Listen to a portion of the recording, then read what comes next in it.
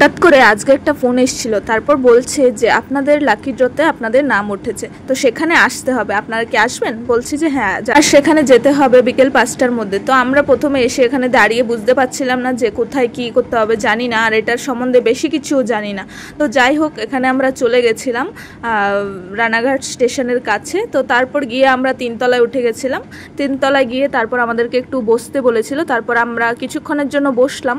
ওর বাবা ছিল night duty, একটু তাড়া ছিল। যাই হোক, এটার ব্যাপারে আমি সেরকম কিছু বলবো না, মানে এটা হচ্ছে লোন টোনের ব্যাপারে একটা আর কি।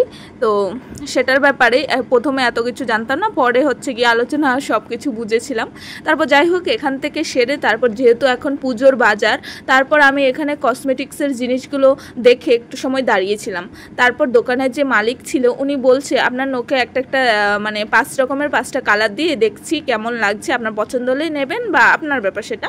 তো আমার নখগুলো ছিল বড়, আর আমি ভেবেছিলাম নখগুলো আমি আজকে কেটে নেব। কি কারণে আমার আর টাইম হয়ে ওঠেনি, নখগুলো আর কাটা হয়নি। তো নখগুলো দেখে হয়তো ভালো লেগেছে বা কিছু ওনার হয়তো পছন্দ হয়েছে যে নেল পলিশগুলো দিলে একটু ভালো লাগবে, সেই কারণেই আর কি। তো আমি ভাবলাম যে ঠিক আছে দাও, আমার কোনো প্রবলেম নেই। তারপর আমরা যেখানে গেছিলাম ওর হাতে দেখতে পাচ্ছি একটা গিফট প্যাকেট, তো সেটা আমাদেরকে দিয়েছিল। যাই হোক, তো এখানে পুজোর বাজার, চারিদিকে অনেক ভিড়, অনেক মানে লোকজন, আর প্রচুর গরম পড়েছে।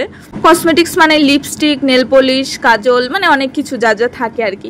তারপর আমি এদিকে সব কিছু একটু দেখে নিয়েছিলাম। তারপর আমার নেল পলিশ নেওয়া হয়নি, কারণ আমার ঘরে ছিল, আমি এনেছিলাম। আর দেখো আমার হাতে পরে নেল পলিশগুলো কীরকম লাগছে, জানি অতটা ভালো লাগেনি। যাই হোক, তাও এতটাও খারাপ লাগেনি। তারপরে চলে এলাম একটু জুতো দেখতে, কারণ হচ্ছে আমাদের কেনাকাটা সেরকমও কিছু হয়নি, সেরকম কেনাকাটা কিছু করিনি। তো সেই জন্যে ভাবলাম যে আমরা কিনি বা না কিনি, মেয়েকে তো একটু দিতে হবে কিছু। তারপরে এই জুতোগুলো দেখো কি সুন্দর, তাই না? আমার তো দেখে মানে চোখ পুরো দাঁড়িয়ে গেল যে নর্মালের মধ্যে জুতোগুলো এত ভালো লেগেছে। তারপর আমি মেয়েকে বললাম যে একটু পরিয়ে দেখি, জুতোটা একটু ধর।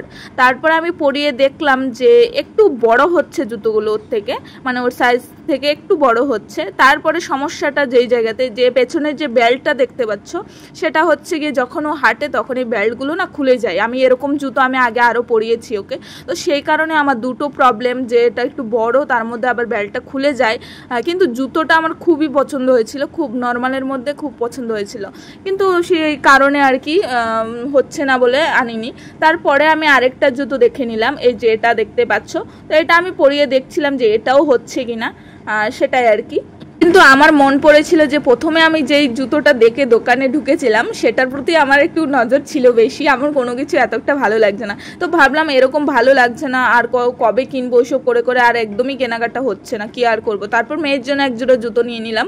তারপর এই জুতোগুলো এত কিউট, এত ছোট্ট ছোট্ট, মানে পুরো মানে ছোট বেবিদের জন্য এত ছোট জুতো, আমি দেখে মানে পুরো চোখ সরাতেই পারিনি, এত ভালো লাগছিল।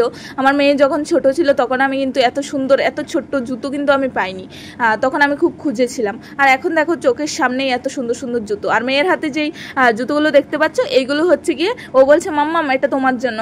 আমি মনে মনে ভাবছিলাম যে হ্যাঁ আমার জন্য, আমার পায়ে এত ছোট হবে তো। আর আমি এমনিতেও আমি জানি না, আমার পায়ে একটু বড়, তাই আমার বড় জুতো লাগে। যাই হোক, ভিডিওটা কেমন লাগলো জানিও।